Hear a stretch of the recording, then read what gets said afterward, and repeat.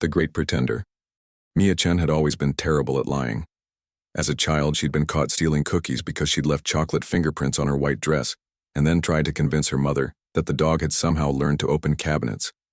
As a teenager, she'd been busted for sneaking out because she'd forgotten to stuff pillows under her blanket, and her mother had discovered her bed talking back when addressed.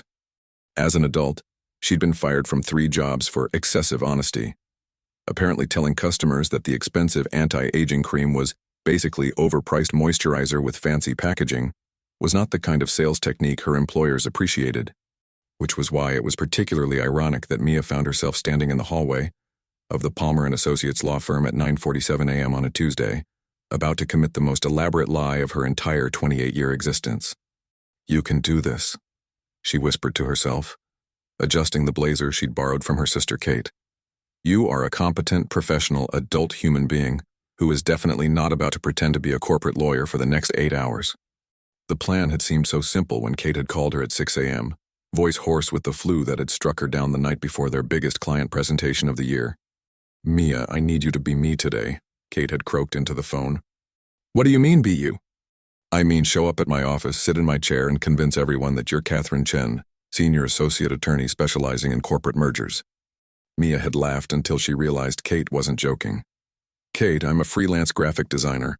I don't know anything about law except what I've learned from watching Suits, and I'm pretty sure that's not an accurate representation of the legal profession.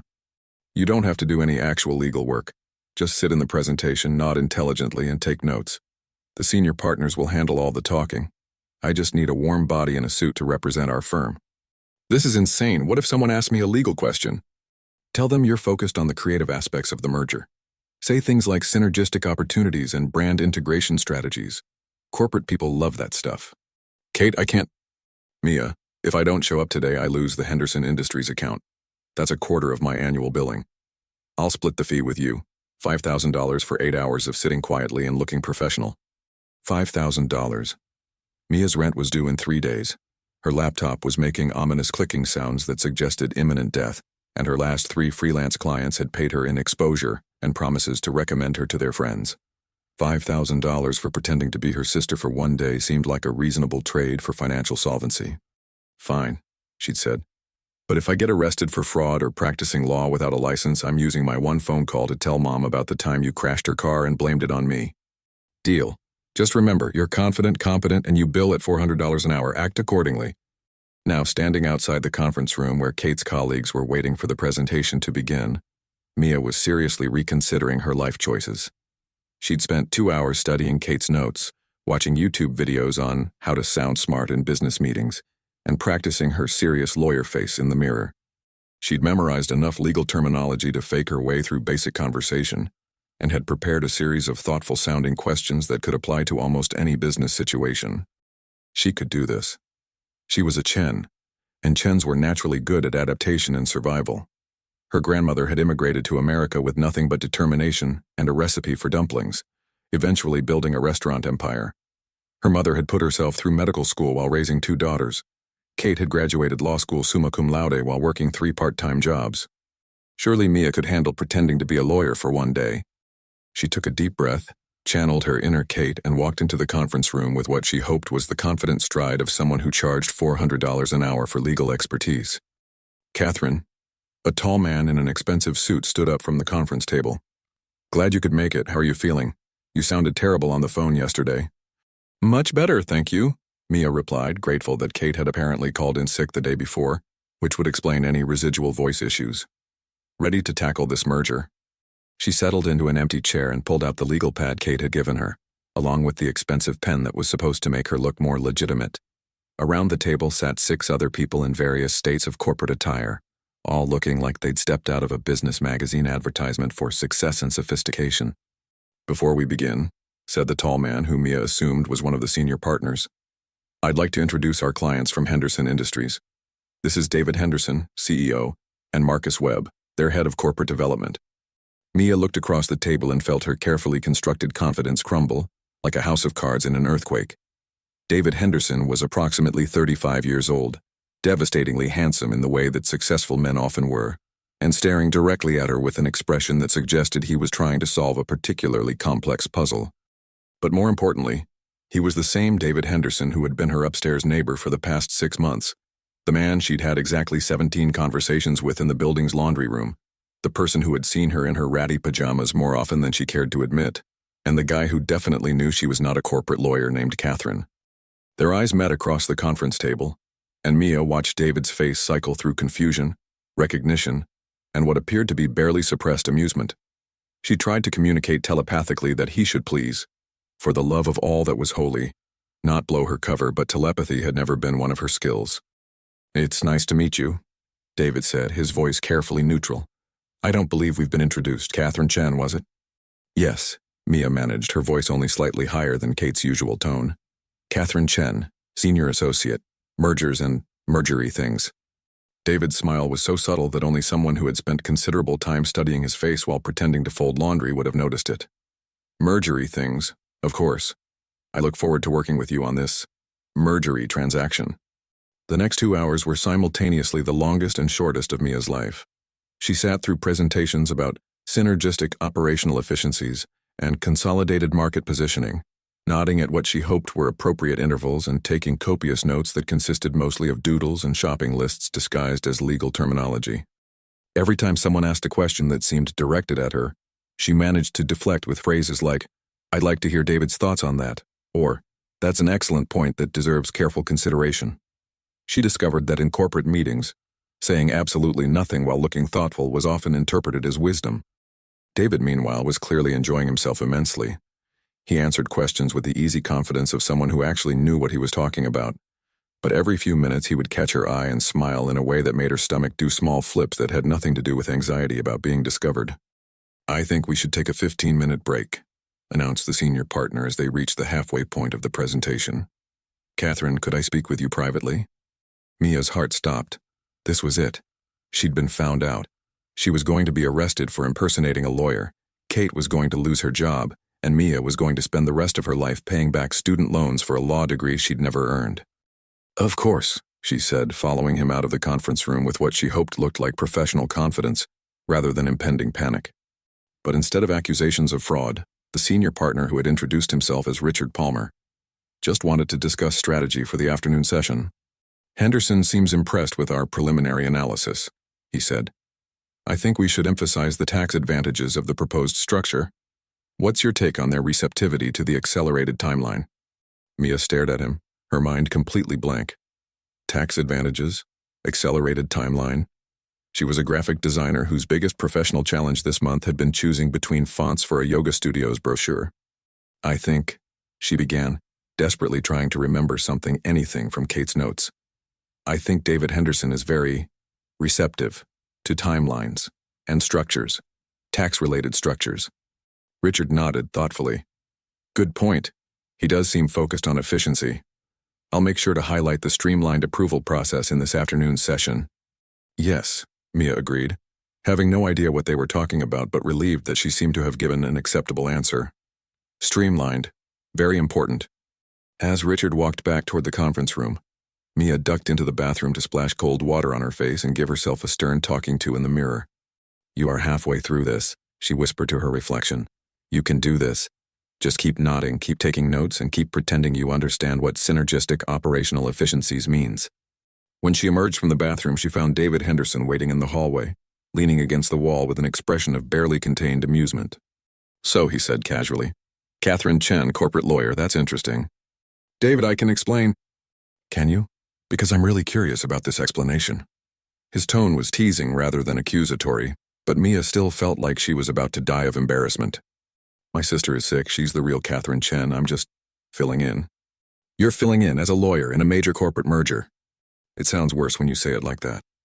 David laughed, a genuine sound that made Mia's chest warm despite her mortification. "Mia, what exactly do you think lawyers do all day? Argue about things? Write complicated documents? Charge people ridiculous amounts of money for basic advice?" "Okay, that's actually pretty accurate. But corporate law is slightly more complex than what you're attempting here." "I know it's insane, but Kate was desperate, and I needed the money, and I thought it would just be sitting in meetings and nodding." Mia looked around the hallway nervously. "Are you going to tell them?" "That depends. Are you planning to give any actual legal advice today?" "God, no. I don't even understand most of the words they're using." I've been taking notes that are basically grocery lists with legal-sounding headings. David's grin was infectious. Can I see? Mia reluctantly showed him her legal pad, which contained items like milk, eggs, bread under a heading that said operational synergies and call dentist about teeth cleaning listed under regulatory compliance issues. This is amazing, David said, trying not to laugh. You've turned corporate law into life administration. It's not funny. I'm going to get arrested for fraud. You're not going to get arrested, but you are going to owe me dinner for keeping your secret. Mia stared at him. You're blackmailing me? I'm leveraging our mutual interest to create a synergistic social opportunity, David said with mock seriousness. See? I can speak corporate too. Before Mia could respond, the conference room door opened and Richard Palmer emerged. There you are, Catherine, ready for the afternoon session? Absolutely, Mia said, shooting David a look that promised either murder or gratitude depending on how the rest of the day went. The afternoon session went surprisingly smoothly, mostly because Mia had figured out that strategic silence made her appear deeply thoughtful. She nodded at appropriate moments, took notes that looked professional from a distance, and whenever someone asked her opinion, she deferred to the collective wisdom of the team, or suggested taking a collaborative approach to that particular challenge. David, meanwhile, seemed to be having the time of his life. He answered questions with obvious competence while occasionally catching Mia's eye and smiling in ways that made her forget she was supposed to be taking notes.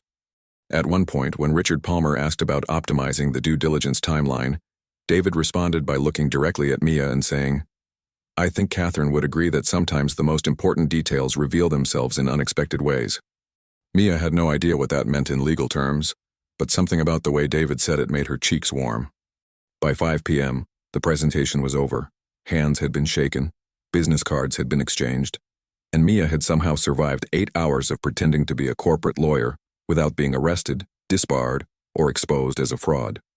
Excellent work today, Catherine, Richard Palmer said as the clients prepared to leave. Henderson Industries seems very pleased with our proposal. I think we can expect to move forward with the engagement. Wonderful, Mia replied, gathering her notes and trying to look like someone who understood what an engagement meant in legal terms. Very synergistic. As the conference room emptied, David lingered behind, pretending to organize his briefcase while the other lawyers filed out. So, he said once they were alone, how does it feel to have successfully impersonated a legal professional for an entire day? Terrifying, exhausting, weirdly exhilarating. Mia slumped into her chair. I can't believe I actually did it. You were impressive, very convincing. I particularly enjoyed your innovative approach to note-taking. You're never going to let me forget this, are you? Probably not, but I'm also not going to tell anyone if that's what you're worried about. Mia looked at David, really looked at him, for the first time all day. In the laundry room of their apartment building, he'd always seemed friendly but distant, polite but professional. Here, having watched her stumble through the most ridiculous professional charade of her life, he seemed warmer, more real, more like someone she might actually want to have dinner with. Why? She asked. Why aren't you telling them? Because, David said, moving closer to her chair. Anyone brave enough or crazy enough to pretend to be a corporate lawyer for her sister deserves to succeed. And because I've been trying to figure out how to ask my mysterious downstairs neighbor out for coffee for 6 months, and this seems like the perfect opening. You've been trying to ask me out? Every time I see you in the laundry room, I plan to start a conversation that leads to coffee. But then you're usually wearing those pajamas with the cartoon cats, and you look so adorable that I forget how to form sentences. Mia felt her face heat up. Those are very comfortable pajamas. They're ridiculous pajamas, ridiculously cute. So you want to blackmail me into dinner? I want to ask you to dinner because I like you, Mia Chen. The blackmail is just for entertainment value. Mia considered this. David Henderson was handsome, successful, and apparently had a sense of humor about discovering that his downstairs neighbor was a corporate espionage artist. He'd kept her secret all day, helped her navigate the meeting without exposing her complete lack of legal knowledge, and was now asking her out with a kind of confidence that suggested he was genuinely interested, rather than just amused by her situation. Okay, she said, but somewhere cheap. I'm unemployed. Actually, you just earned $5,000 as a one-day legal consultant. True, somewhere moderately priced then. Deal, but I have one condition. What's that? You have to tell me how you plan to explain not knowing anything about law, if someone had asked you to actually do legal work today. Mia grinned. I was going to claim sudden amnesia from a head injury. That's actually not a terrible backup plan. I'm very resourceful when I'm desperate. Good to know. I'll keep that in mind for future reference. 3 hours later, Mia found herself sitting across from David at a small Italian restaurant, having changed out of Kate's borrowed blazer into jeans and a sweater that actually belonged to her. She'd called Kate to report on the day's success, enduring 20 minutes of grateful sobbing and promises of eternal sisterly devotion, and had finally allowed herself to relax into the realization that she'd somehow pulled off the most elaborate lie of her life. "So what do you actually do?" David asked as they shared an appetizer that he'd ordered in fluent Italian. "Besides impersonate lawyers and wear cartoon cat pajamas. I'm a freelance graphic designer. I create logos, websites, marketing materials for small businesses. It's creative and flexible, but not exactly financially stable. Hence the willingness to commit mild corporate fraud for $5,000. Hence the willingness to commit mild corporate fraud. What about you? Besides being a CEO and knowing way too much about corporate mergers, what do you do for fun?" "I read, I cook, I travel when I can. I collect vintage watches, which is probably the most boring hobby imaginable. I volunteer at a literacy program on weekends." David paused. "I spend an embarrassing amount of time trying to time my laundry schedule to coincide with yours." "Really?" "Really. You're very entertaining in laundry rooms. You talk to yourself, you organize your clothes by color in ways that suggest mild obsessive-compulsive tendencies, and you once spent 15 minutes trying to fold a fitted sheet before giving up and stuffing it in the basket. You were watching me struggle with fitted sheets? I was trying to work up the courage to offer help while also enjoying the show. You're very expressive when you're frustrated." Mia felt simultaneously mortified and charmed. This is so embarrassing. "It's adorable. You have no idea how adorable you are, do you?" Before Mia could answer, their waiter appeared with entrees that smelled incredible and looked like works of art. David had ordered for both of them, somehow knowing that she would prefer the pasta with simple marinara sauce over anything too complicated. "How did you know what I'd like?" she asked. "Lucky guess. You seem like someone who appreciates authenticity over pretension." "Is that a nice way of saying I'm unsophisticated?" "It's a way of saying you're genuine, which, after spending my days in meetings where everyone says things they don't mean to people they don't like, is refreshingly attractive." As they ate, Mia found herself relaxing in ways she hadn't expected. David was easy to talk to, funny without trying too hard, and genuinely interested in her answers to his questions. He told her about growing up in a family business that he'd initially rebelled against before realizing he actually enjoyed the challenge of helping companies grow and change. She told him about her art school dreams, her struggle to build a freelance career, and her complex relationship with success and financial security.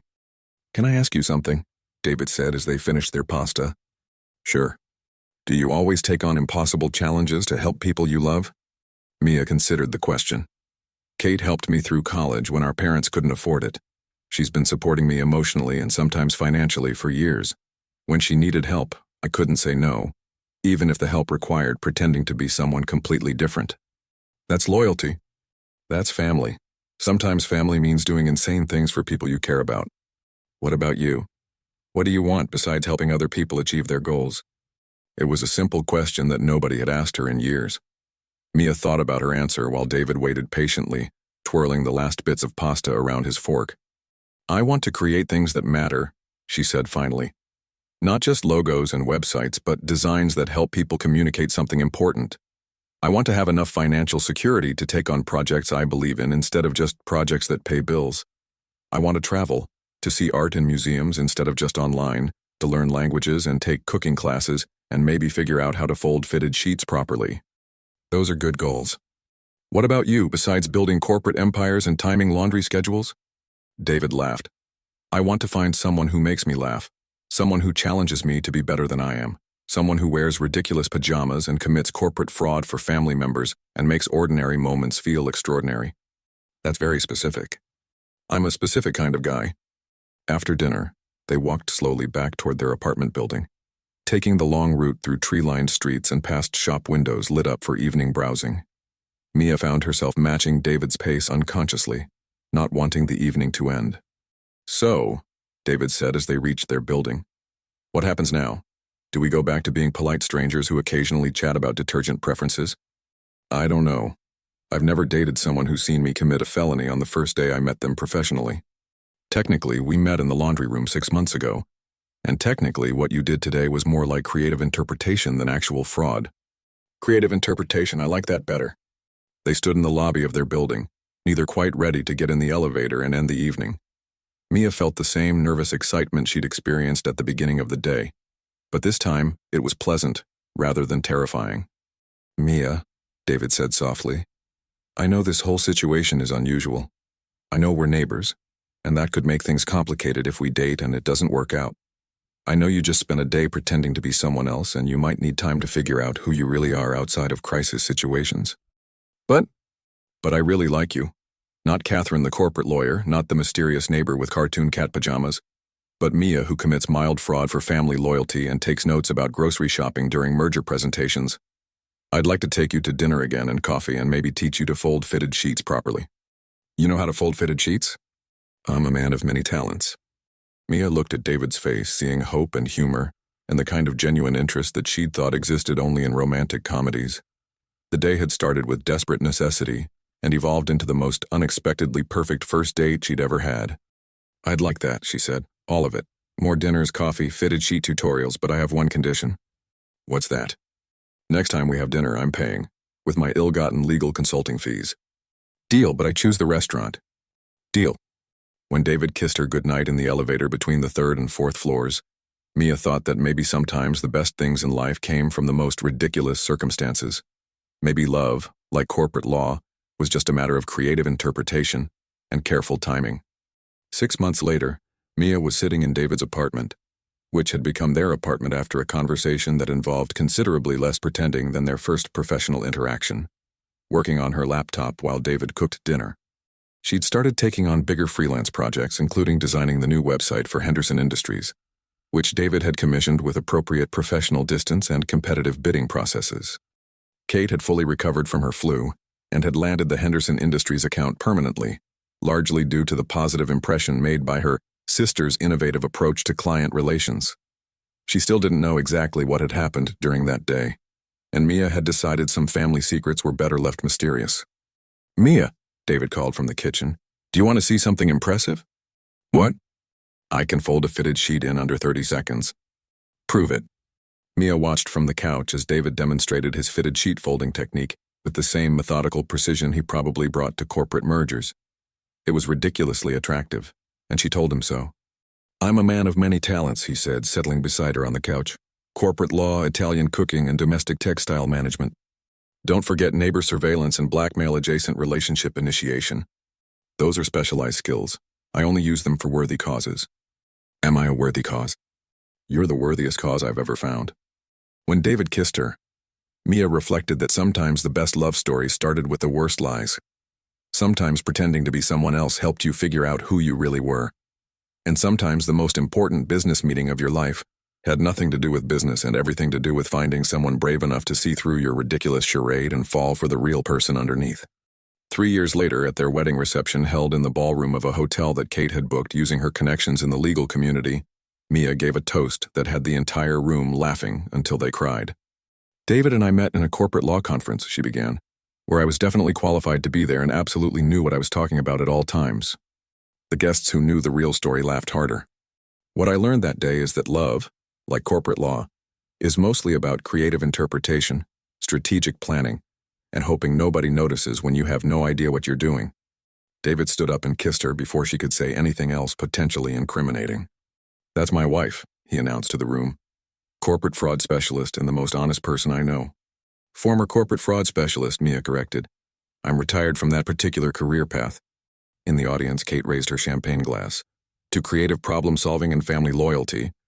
Giuseppe Romano, who had somehow become their unofficial relationship advisor, despite knowing them only through coffee orders and occasional relationship updates, called out from his table. "To being brave enough to be ridiculous for love."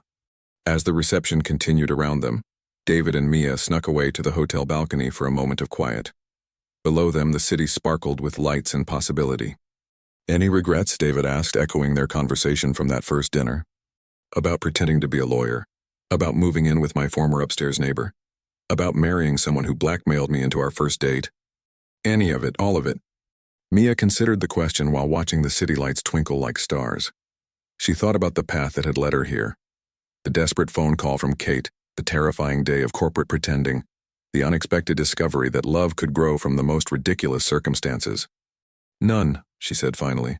"Not one single regret. Except maybe those cartoon cat pajamas, those were truly embarrassing." I loved those pajamas. They were what made me notice you in the first place. You noticed me because of my pajamas? I noticed you because you were completely yourself, even in ridiculous sleepwear. That's rare. Well, they're retired now. I have grown-up pajamas these days. Boring. Sophisticated. I miss the cats. I'll wear them for special occasions. Promise? I promise to occasionally wear cartoon cat pajamas for my husband, who apparently has very specific aesthetic preferences. When David kissed her under the stars, Mia reflected that sometimes the most beautiful love stories began with the most ridiculous circumstances. Sometimes pretending to be someone else helped you discover who you really were. And sometimes the greatest lie you ever told led you to the most honest love you could imagine. In the distance, the city hummed with its eternal rhythms of ambition and dreams, success and failure, people pretending to be better than they were, and others discovering they were better than they'd imagined. But on that hotel balcony, there was only the quiet joy of two people who had found each other through corporate fraud and fitted sheet tutorials, who had learned that love was the best kind of creative interpretation, and who were looking forward to a lifetime of honest conversation and ridiculous adventures. Mia Chen Henderson fell asleep that night grateful for desperate phone calls, cartoon cat pajamas, and the kind of love that made even her worst lies feel like the most important truth she'd ever told.